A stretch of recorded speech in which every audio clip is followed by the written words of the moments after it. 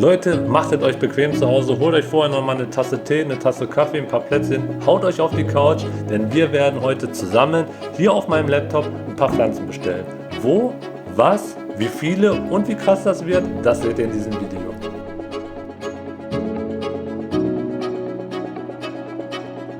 Loriosum, und zwar mit richtig schönen großen Blättern, ne, so ein bisschen Mojito-Style, also gesprenkelt. White Princess, Pink Princess.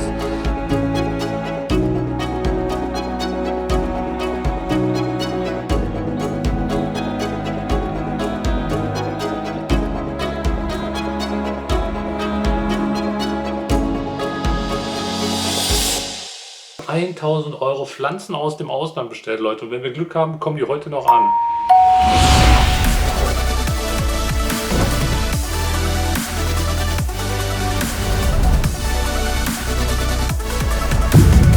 Jo Leute, was geht ab und herzlich willkommen auf Potplant, eurem Kanal rund um die Pflanzen, und das Paket liegt jetzt genau vor mir und das machen wir jetzt auf. Wir wollen nämlich keine Zeit verschwenden.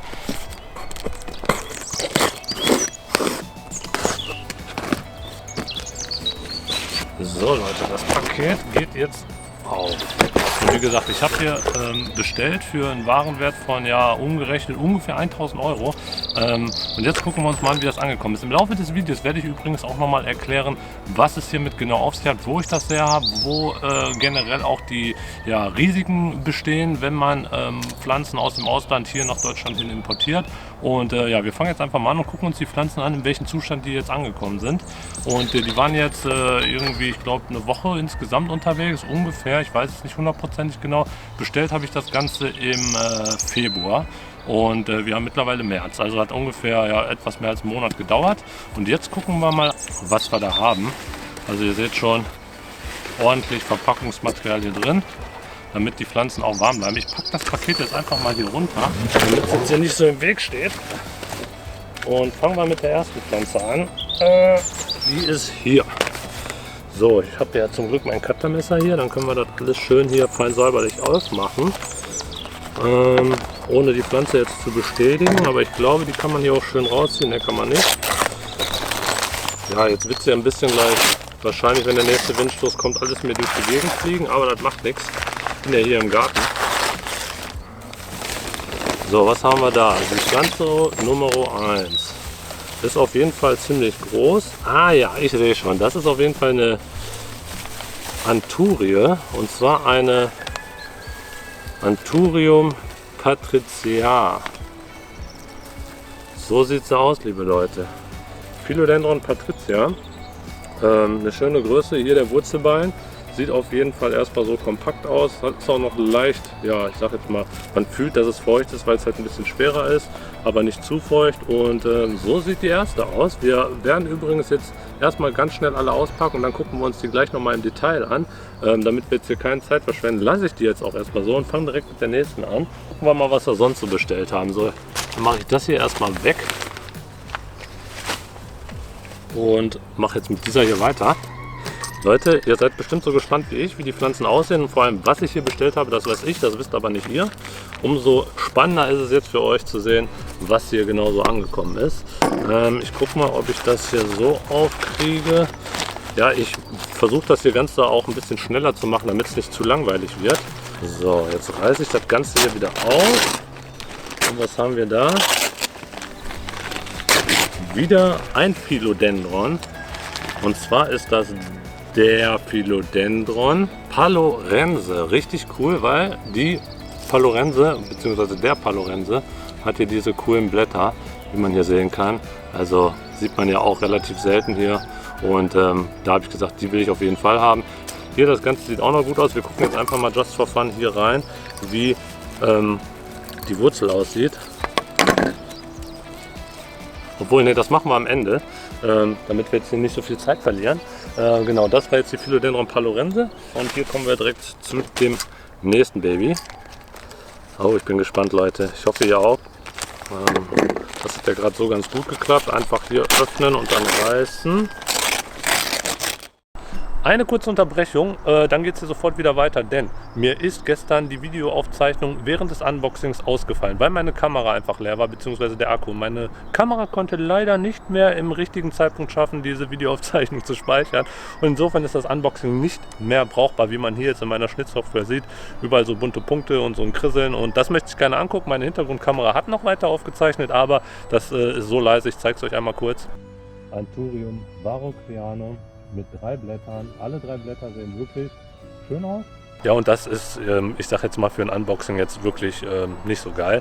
Und deswegen machen wir jetzt einfach an dieser Stelle weiter, wo die Kamera wieder ganz normal aufgenommen hat. Da sind auch ein paar coole Aufnahmen zustande gekommen. Vor allen Dingen auch nochmal eine Übersichtsaufnahme von jeder einzelnen Pflanze. Und ich sage natürlich auch nochmal was und zeige auch nochmal was von den Wurzeln. Und ich würde sagen, ich halte jetzt wieder meinen Bubble und es geht weiter mit dem Video. So, die Kamera ist gerade ausgegangen, deswegen machen wir jetzt einfach hier weiter. Hier habe ich jetzt die Pflanzen vor mir liegen. Ich habe mir die jetzt gerade auch noch mal im Detail angeguckt. Wo kommen jetzt gerade diese ganzen Fliegen her?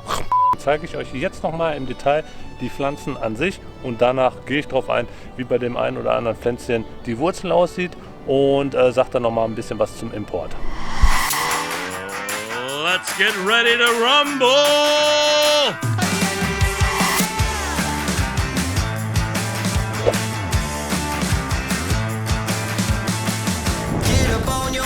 This is a shakedown.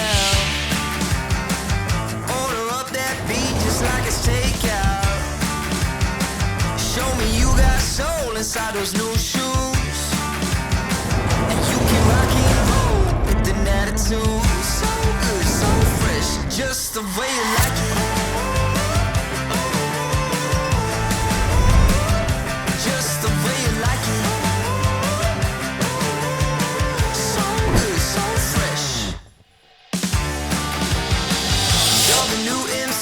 Got the remix. Keep it on repeat, just let the beat kick. Everywhere you go, you bring the roof down. Everybody knows you got your own sound. So good, so fresh, just the way you like it. Just the way you like it.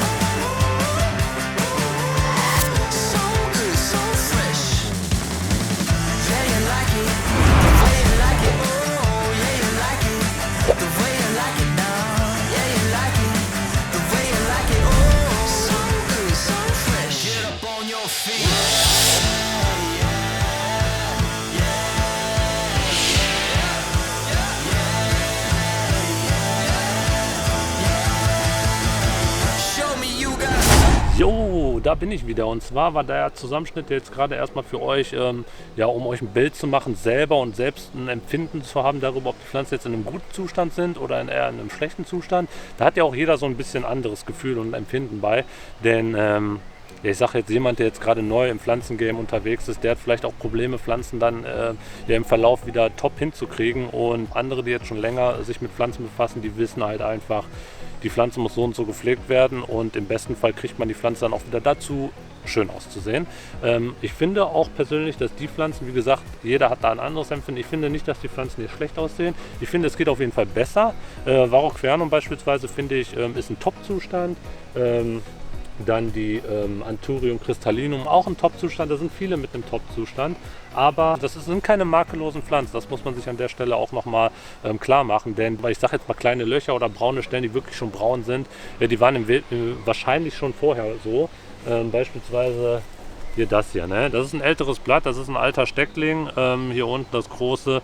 Ja, das ist ein Stecklingsblatt, ne? Und irgendwann werden die Blätter dann halt so, und die Neuaustriebe sehen dann wieder so aus. Und das heißt für mich halt, oder da bin ich halt wesentlich entspannter bei, weil ich weiß, die Neuaustriebe werden wieder gut. Aber wie gesagt, ich habe jetzt mal bei 3 Pflanzen, die jetzt für mich erstmal offensichtlich so aussahen, dass die am meisten gelitten haben, habe ich da jetzt erstmal die Wurzelballen geöffnet, so dass ich dann sehen kann, oder dass ich euch gleich auch zeigen kann, wie die Wurzeln an sich aussehen. Damit ihr da auch nochmal ein Bild von habt, und das zeige ich euch jetzt gleich, aber ich möchte vorher nochmal sagen, das Thema Pflanzenimport. Pflanzenimport ist ein Riesenthema. Ich werde relativ häufig und regelmäßig angeschrieben, hey, du hast doch schon mal Pflanzen importiert. Ja, habe ich auch mittlerweile nicht nur einmal, und bisher bin ich da auch immer gut mitgefahren. Aus Indonesien habe ich bisher bestellt, und das jetzt erstmalig über Ecuagenera selber, weil einfach da das geringste Risiko besteht, ja, in einer gewissen Falle zu tappen, weil es gibt halt auch viele schwarze Schafe unter den Exporteuren oder Importeuren, wie man es auch immer nennen möchte. Und bevor man da dann irgendwie $500 in die Hand nimmt, übrigens, das waren hier übrigens keine $1000 insgesamt wert, sondern irgendwas um die $600. Ich weiß gar nicht, was das umgerechnet ist, also mit 1000 sind wir nicht ganz dabei. Und auf jeden Fall, hier muss ich ganz ehrlich sagen, bei Ecuagenera ist man zumindest sicher, dass die Pflanzen ankommen und dass man da auch einen gewissen Schutz hat. Man hat hinterher einen Ansprechpartner, wenn mal wirklich irgendwas komplett in die Hose gegangen ist. Und meistens ist es so, bei Importeuren aus Indonesien, da überweist man einfach was irgendwie per PayPal, so war es bei mir. Da sind zum Beispiel schon mal $200 einfach für keine Pflanze, sondern nur für Import, für Pflanzenzeugnis, Pflanzengesundheitszeugnis, sowie, was weiß ich, Fahrkosten, wenn sie da Fahrkosten haben, da wird meistens immer so eine Pauschale von $200 draufgesetzt und dabei hat man noch keine einzige Pflanze und die müssen dann natürlich auch durch den Zoll, die müssen dann auch entsprechend versteuert werden und das hat man hier auch bei Ecuagenera, aber da hat man ein Komplettpaket, da bezahlt man wesentlich weniger für. Vielleicht sind da auch die ein oder anderen Pflanzen vielleicht ein bisschen teurer, aber ich persönlich muss sagen, nein, sind sie nicht, weil wenn ich mir die Preise vergleiche zwischen jetzt zum Beispiel Ecuagenera International und Pflanzenimporteuren aus Indonesien, da ist meistens tatsächlich so, dass Ecuagenera da sogar noch einen besseren Preis hat. Und ja, jetzt würde ich sagen, habe ich dazu erstmal genug gesagt. Falls ihr da übrigens noch Fragen habt, dann könnt ihr mir die gerne unten in die Kommentare packen, denn ich werde natürlich auch nochmal ein Folgevideo machen, nachdem wir uns jetzt gleich hier noch die Wurzeln angeguckt haben, denn wir müssen natürlich auch schauen, ob wir alle Pflanzen dann auch entsprechend akklimatisiert bekommen, weil das ist das Wichtigste. Wenn ihr nämlich jetzt beispielsweise die Möglichkeit habt, in Deutschland Pflanzen zu kaufen, dann könnt ihr das natürlich auch tun. Da bezahlt ihr aber auch ein bisschen mehr, aber im Regelfall ist es so, dass die Pflanzen, die ihr hier bei seriösen Online-Versandhändlern bekommt, dann auch entsprechend in Deutschland anständig akklimatisiert sind und auch ready, ja, für euer Wohnzimmer oder egal wo sind. Und deswegen, liebe Leute, ist es wichtig, das auf jeden Fall im Hinterkopf zu haben, wenn ihr nämlich Pflanzen importieren wollt. So, und jetzt gucken wir uns mal hier zusammen an. Wie gesagt, ich habe sie jetzt hier noch liegen.